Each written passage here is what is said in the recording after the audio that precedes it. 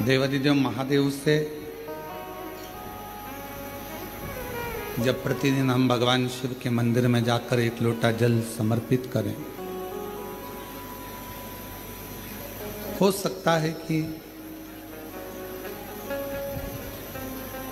दिन बुरे हो सकते हैं, थोड़ा समय बुरा हो सकता है, पर जिंदगी कभी बुरी नहीं होती, क्योंकि वो जिंदगी परमात्मा की दी हुई है। दिन बुरा हो सकता है, 2-4-8 दिन से हो सकता है, कोई कहे कि हमारा ये तकलीफ है, कोई कहे 6 महीने से, 15 दिन से, 20 दिन से, ऐसा है वैसा है। दिन बुरा हो सकता है, थोड़ा समय भी बुरा हो सकता है, पर जिंदगी कभी बुरी नहीं होती। उसने आपको और हमको यदि पृथ्वी पर भेजा है तो कुछ सोच समझ कर ही भेजा होगा। माँ के गर्भ से बच्चा जन्म लेता है, जब माता पिता दोनों विचार करते हैं कि अपने घर में संतान होना चाहिए, औलाद होना चाहिए। ये विचार कब आता है? जब वो दोनों अपनी बुद्धि से ये सोच लेते हैं कि हाँ, अपने पास में इतना आवक है, अपने बच्चों को अपन पाल लेंगे, अपने पास में इतना घर है, परिवार है, मम्मी पापा हैं, सब लोग मिलकर बच्चे की परवरिश कर लेंगे। माँ को लगने लगता है कि मैं इस बच्चे को संभाल सकती हूँ, तब वो संतान को जन्म देने के लिए तैयार रहती है। अर्थात पहले माता पिता ने विचार कर लिया कि हम औलाद को जन्म देंगे, वो औलाद को संभाल पाएंगे कि नहीं संभाल पाएंगे। जिस औलाद को हम ला रहे हैं उसको हमें एजुकेशन भी देना पड़ेगा, चिकित्सा भी देना पड़ेगा, पढ़ेगा लिखेगा, कॉलेज जाएगा, आने वाले समय में गाड़ी भी देना पड़ेगी, मोबाइल भी देना पड़ेगा, घर भी देना पड़ेगा, उसकी शादी भी करना पड़ेगी और उसका व्यापार भी खुलाना पड़ेगा। हर माँ बाप ये सोच लेते हैं, बच्चे को जन्म दिया है तो उसके लिए सोचा है। अब जैसे माता पिता अपने बच्चे के लिए सोचते हैं कि इसको जन्म दिया है तो इसके लिए सब व्यवस्था करना पड़ेगी, उसी तरह जब हम पृथ्वी पर आते हैं, हमारा जन्म होता है, हम माँ के गर्भ में नहीं आते, उससे पहले परमात्मा भेजने से पहले हमारी पूरी व्यवस्था पृथ्वी पर करा देता है कि इसको मृत्युलोक में भेजा है तो व्यवस्था करना है। अब उसमें दिन थोड़े से बेकार हो सकते हैं कि कभी कभी ऐसा हो जाता है कि 2-4 महीने से, 4 साल से, 3 साल से, 6 साल से हमारे अच्छे दिन नहीं चल रहा है। कोई कहता है 2 महीने से अच्छे दिन बेकार हो सकते हैं, कुछ घंटे, कुछ समय बेकार हो सकते हैं, पर शिव महापुराण की कथा कहती है जिंदगी कभी बेकार नहीं होती।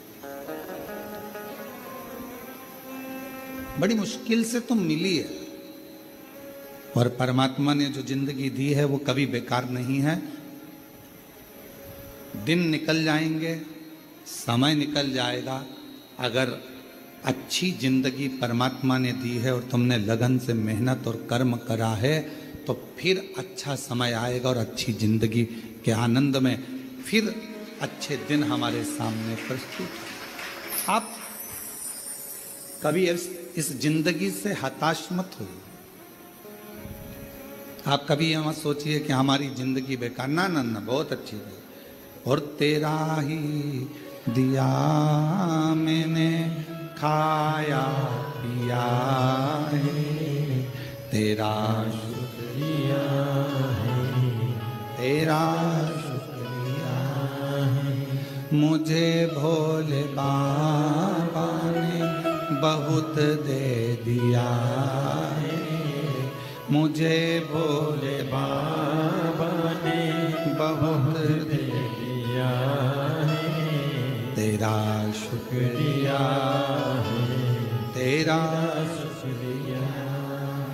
ये जायदाद दी है औलाद दी है, ये जायदाद दी है औलाद दी है, मुसीबत में हर वक्त इमदाद दी है, मुसीबत में हर वक्त इमदाद दी है, तेरा ही दिया मैंने खाया पिया है, तेरा शुक्रिया है, तेरा शुक्रिया। कभी कभी समय विपरीत हो सकता है, पर उस विपरीत समय में भी घबराना नहीं है। हमारा अच्छा समय लाकर रख देता है। कभी गलत समय भी हमें अच्छी जगह पर ले जाकर छोड़ देता है। कैसे? हनुमान जी महाराज का एक चरित्र स्मरण करिएगा।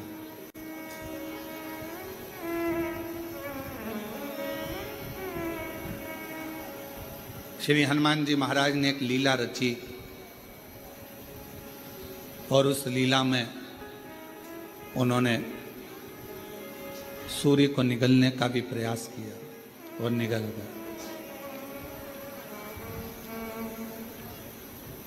बहुत सारा श्री हनुमान जी महाराज ने लीलाओं को रचा और एक बार ऐसा हुआ कि श्री हनुमान जी महाराज जब मूर्छा खाकर भूमि पर आए सूर्य के निगलने पर,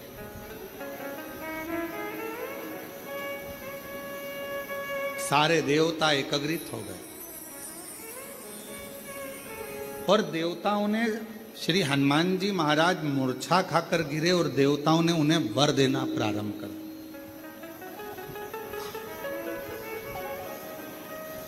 कभी कभी विपरीत परिस्थिति हमारी अच्छे समय को लाकर खड़ा कर देती है। अच्छे समय आप लोग भी भगवान को धन्यवाद दिया करो कि ना जाने कौन सा हमारा विपरीत समय चल रहा था, कौन सी परेशानियां चल रही थी, कौन सा बुरा समय चल रहा था, कितना विपरीत समय चल रहा था कोरोना महामारी का, कितना विपरीत समय चल रहा था कोरोना की बीमारी का। लोग मर रहे थे, प्राण छूट रहे थे, जगह जगह हाहाकार मचा हुआ था। सारे देश, दूसरे भी विदेश, सब कोरोना के कारण स्तब्ध थे। उस विपरीत परिस्थिति में भगवान ने आपको शिव महापुराण की राह बताई और शिव पुराण के माध्यम से आपका चित्त भगवान ने लिया। कभी कभी विपरीत परिस्थिति भी हमको अच्छी जगह पर लाकर छोड़ देती है।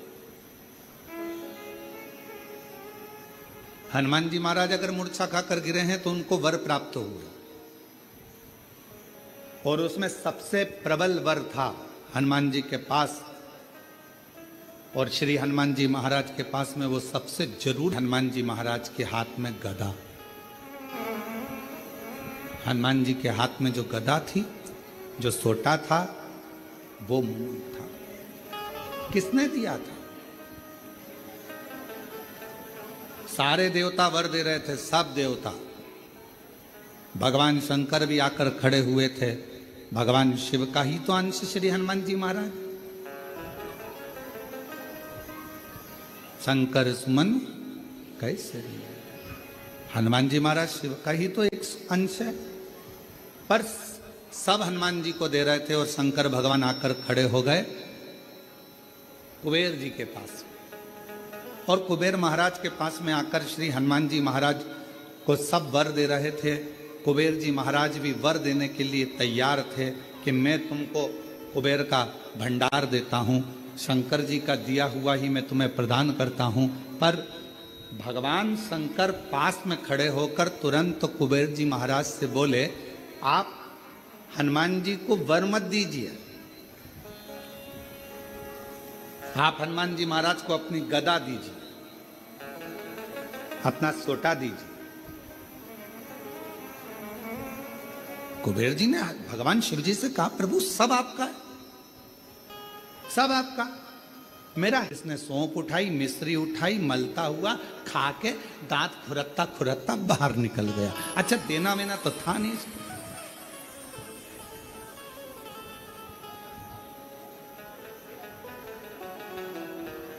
क्यों रे आशीष, सही है? अब इसको देना वेना तो है नहीं। अब वो तो सौंफ और मिश्री खा के दांत खुरकता खुरकता बाहर। दो तरह के दोस्त हैं, एक खाते खाते टेबल पर से उठा जाकर पैसे कटवा दिए, और दूसरा वो अरे रुक तो सरी, अरे मैं इतना देने वाला होता तो पहले ही चले जाता, और वहां जाकर काउंटर में नाटक कर रहा है, मैं दे दूंगा मैं दे दूंगा मैं दे दूंगा। बहुत मुश्किल है ये कहना मैं बैठा तो हूँ, क्यों चिंता करते हो? कई बार भंडारे होते हैं, बड़े बड़े आयोजन होते हैं, तो उसमें पीछे से कोई व्यक्ति बहुत चतुर होता है तो कह देता चिंता मत करो, तुम तो बहुत अच्छे से करो, बाद में मैं निपट लूंगा, मैं सब व्यवस्था कर दूंगा, सब व्यवस्था। क्योंकि उसको मालूम है कि भगवान का कोई भी कार्यक्रम छोटा मोटा होता ही नहीं है, और तुझसे क्या मांगेंगे, भगवान ही इतनी पूर्ति कर देता है कि तुझसे मांगने की जरूरत ही नहीं पड़ती है। दो मित्र हैं, एक जेब में हाथ डालता है पर देता नहीं है, और दूसरा वो है जो तुरंत निकाल कर दे देता है। तो मेरे शंकर भगवान वो मित्र हैं जो एक सेकंड की देरी नहीं लगाते। तुम शंकर जी के मंदिर पर जाने से पहले अपने घर का दरवाजा छोड़कर लोटा लेकर, जब तुम अपने घर में पानी का लोटा उठाते हो, भरते हो, बाहर निकलते हो, तुम्हें लगता है कि तुम शंकर जी के मंदिर में शंकर जी को जल चढ़ा रहे हो। उस समय पर शंकर भगवान तुम्हारे घर में आ जाते हैं तुम्हारा भंडार भरने के लिए। शिव जी जेब में हाथ नहीं डालते, शंकर भगवान तो उठाया और दे दिया।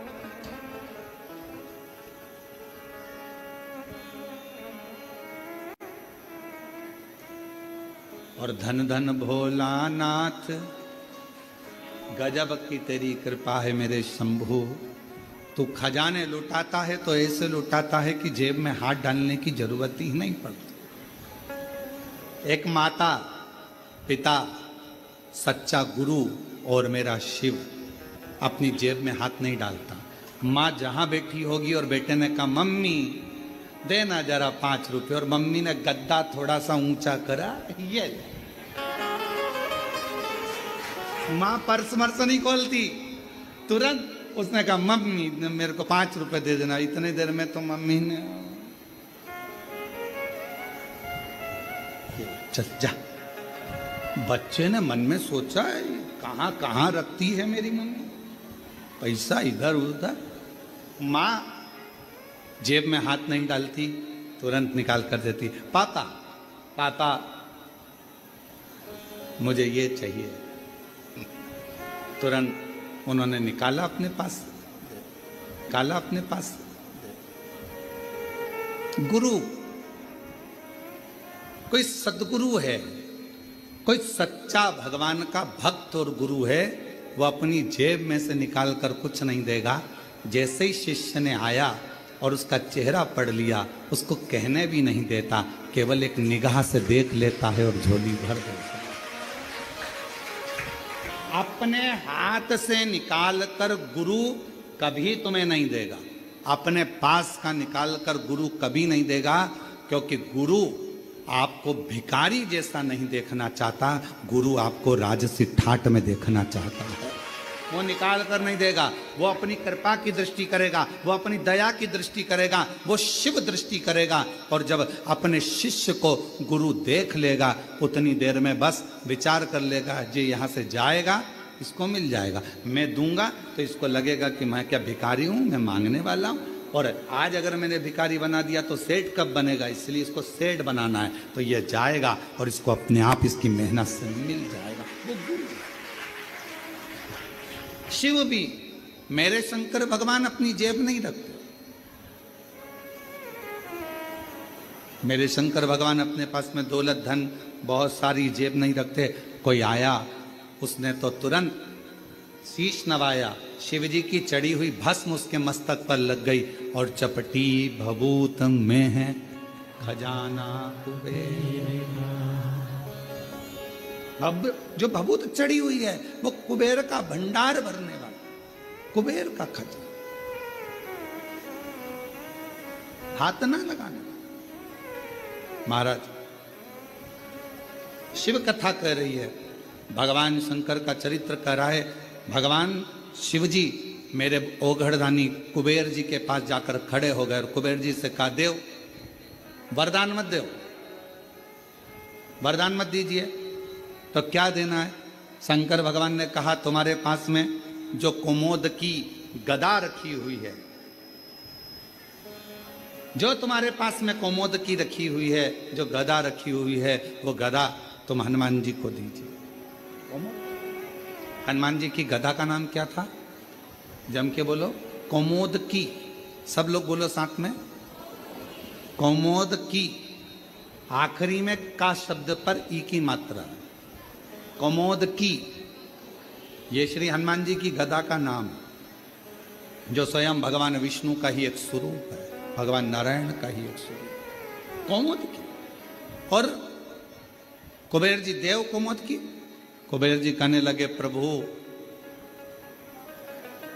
ये जितने देवताओं ने वर हनुमान जी को दिया है ना प्रभु, जितने देवताओं ने वर हनुमान जी को दिया है, वो सारा वर एक तरफ है और शंकर भगवान आपकी दी हुई मुझको ये गदा एक तरफ है। अगर मैं ये गदा हनुमान जी को दे दूंगा तो हनुमान जी तो अति बलशाली हो जाएंगे, अति बलशाली।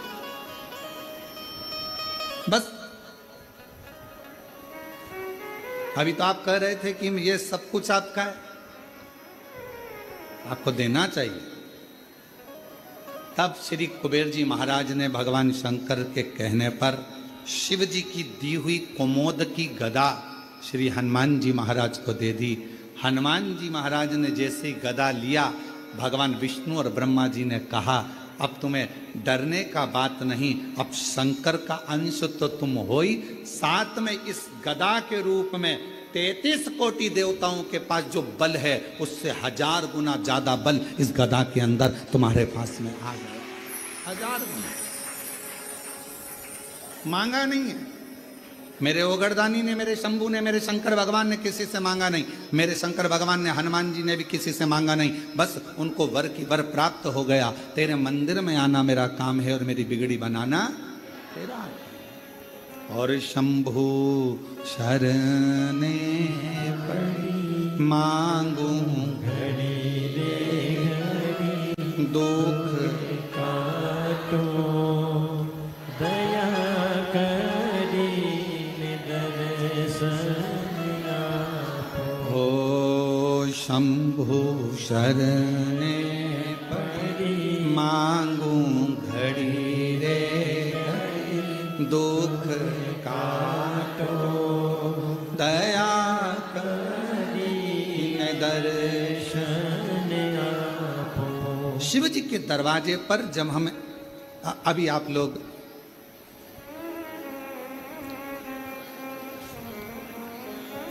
भगवान शिव की पवित्र कावड़ को लेकर आ रहे हैं,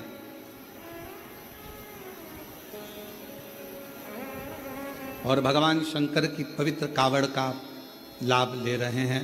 शिव जी को जल चढ़ा रहे हैं, भगवान शंकर को जल समर्पित कर। क्या है इसमें? 2 लोटा जल, एक बांबू डंडा सुंदर वस्त्र से लपटा हुआ,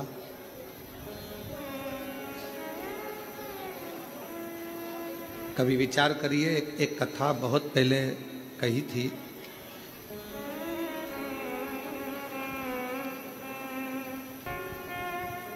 एक बात बहुत पहले का स्मरण है कि छत्तीसगढ़ में इस कथा का वाचन करा था रेवा सुतार। क्या नाम है उसका? रेवा सुतार। क्या करता था? लकड़ी का काम।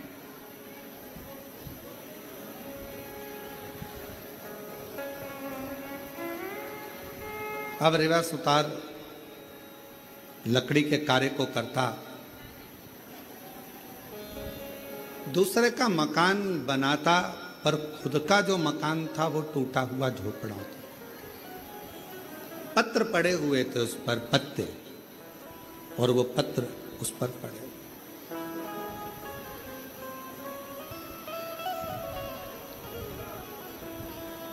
रेवा बड़े आनंद में अपनी भक्ति में रहता, खूब मेहनत करता, खूब चाकरी करता, खूब मेहनत करता, खूब चाकरी करता।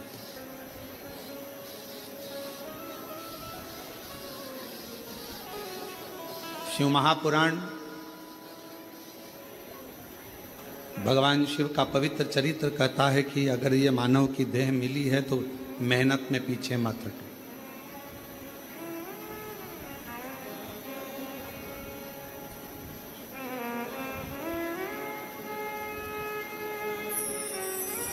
यदि मानव का शरीर मिला है तो मेहनत में पीछे क्यों हटना।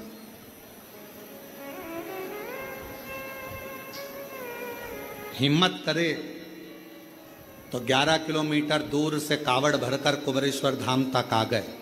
हिम्मत करी तो आए ना, हिम्मत ही नहीं करते, अरे मेरे से तो चलते नहीं बनेगा, मेरे से तो नहीं बनेगा, मेरे से तो नहीं बनेगा।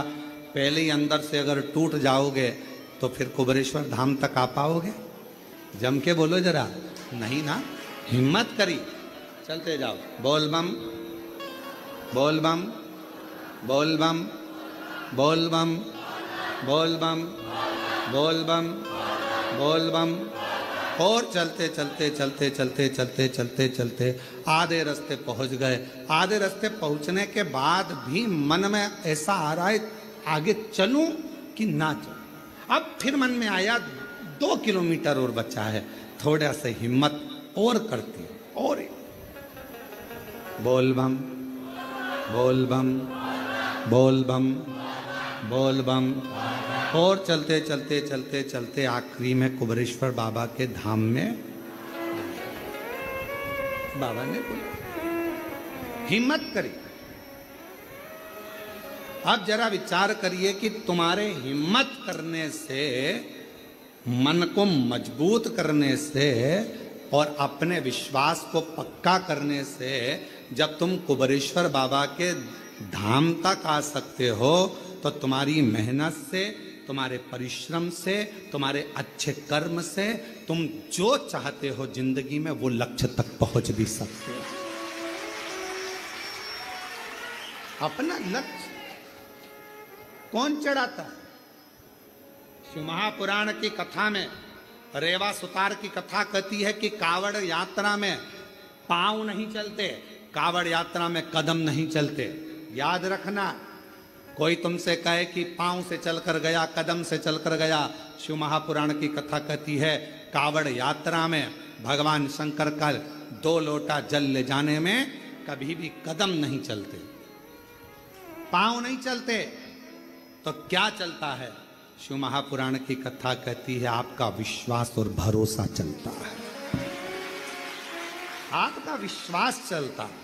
मैं जाऊंगी मेरे भोले बाबा के पास में और उनसे जाकर अपने दिल का भाव कहूंगी, मेरा बाबा स्वीकार कर, मेरा बाबा स्वीकार। पांव नहीं चल रहे हैं, कदम नहीं चल रहे हैं, चल रहा है आपका विश्वास, चल रहा है आपकी दृढ़ता, चल रही है आपका भरोसा।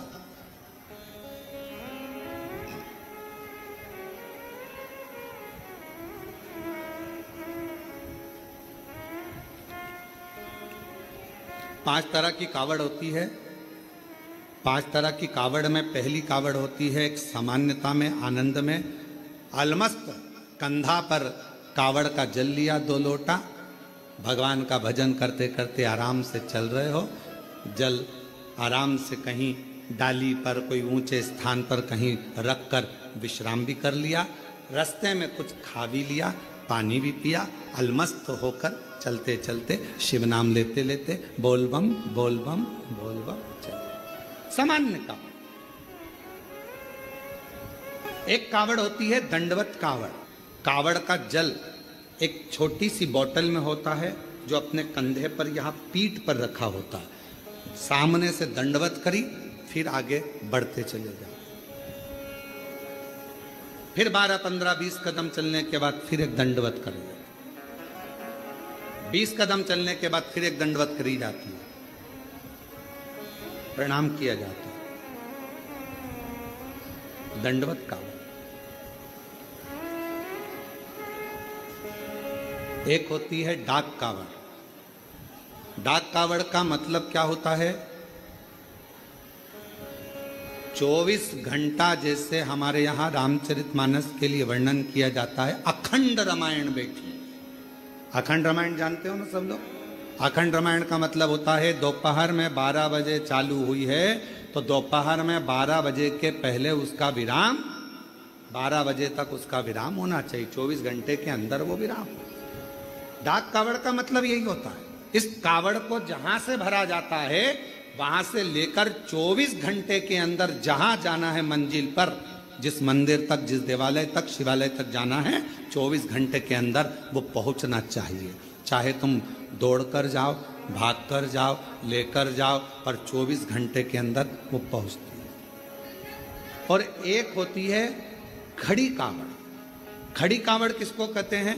खड़ी कावड़ में तुम मंदिर, तुमने जल लिया गंगा जी का, तो आपने जल लिया माँ सीवन का, आपने जल लिया माँ सरयू जी का, मंदाकिनी का, यमुना जी का, क्षिप्रा जी का, नर्मदा जी का। खड़ी कावड़